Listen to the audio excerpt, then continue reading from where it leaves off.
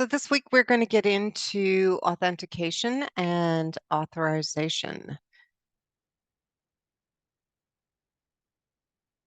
And this corresponds to chapter 16 in the book. And what I did is the videos are in the hands-on. And so we talk a little bit about basically the difference between authentication and authorization.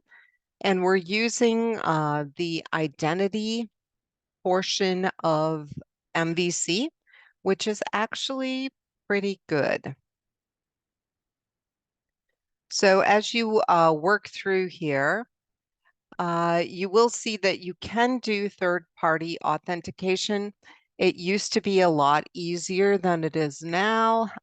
So it's not so user-friendly now, but if that is something you're interested in, I did put a link here that will explain how you do that. It used to be built in, and now you have to install different things through NuGet. So it is not as easy as it used to be. And we're just going to pretty much stick with basics in this process. And so when you get down to the hands-on, that's where the videos are. And then there's also an app for you to download that you are going to be adding the registration system to. Okay, so basically by the time you are done, you will have an app that you have to log into. It's not going to be perfect.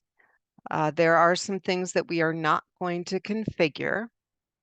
In fact, I will run it for you.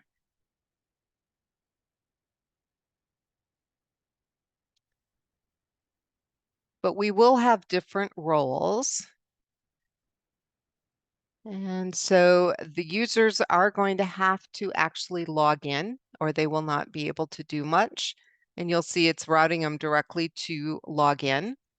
And I created a couple different accounts with different permissions.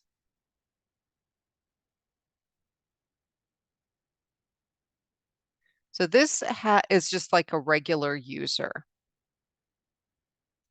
And a regular user, you know, they can see the index, they can see details, but they cannot do the CRUD functions. So if I try to edit, I can't.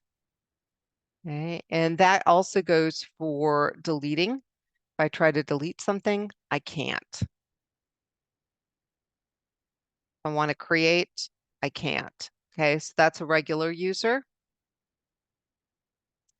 Then we have also managers and administrators. And administrators can do the most. And you'll notice that here we've got register, and you can pick what you want to be. So in the real life, this would not be available. Those roles would be assigned by whoever is managing the site. Pretty much everybody would be by default a user, and then whoever has control over the site would change the roles. But for ease of testing, we are adding, you know, users with any of the three. And there is, if you are logged in, I'm going to log in as an administrator here. Oops, I don't want to register. I already did that.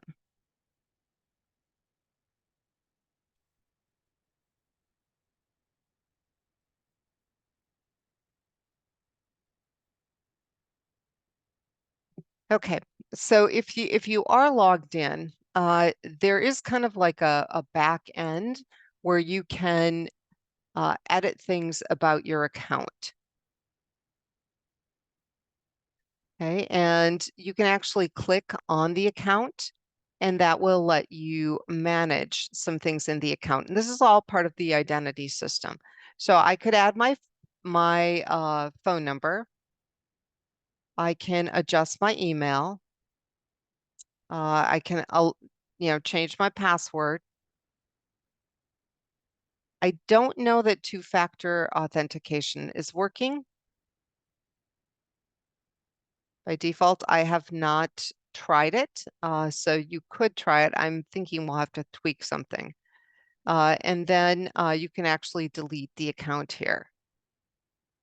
But all of this kind of comes with right out of the box. So the only thing that we really can't do right out of the box is that third-party authentication. And if you go to log in and you forget your password, that does not work very well either. But really, it's kind of beyond the scope of what we're doing here to do that deep of a dive into that. Let's see. Oh, I'm going to create a new one and show you one other thing that this is in the videos, but I want to make sure that you guys are aware of this, because when you're creating these accounts out here, let me do another one. It's not really interfacing with your email, so you can create little bogus accounts for testing.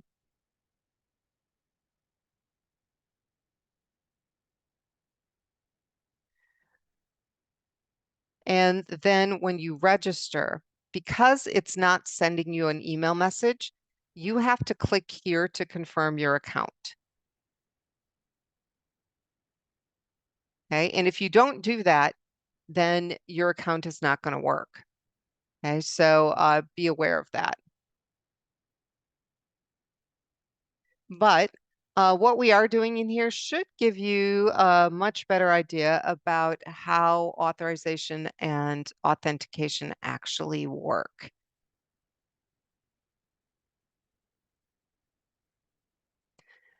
So by the end of this, you should have a little app that's similar to what I just showed you, and you will be adding the link to the repository in the Dropbox. And then at this point, you should be able to start working on some type of registration and authentication system for your app. Okay, and basically you should prohibit unregistered users from doing the CRUD functions just like we did.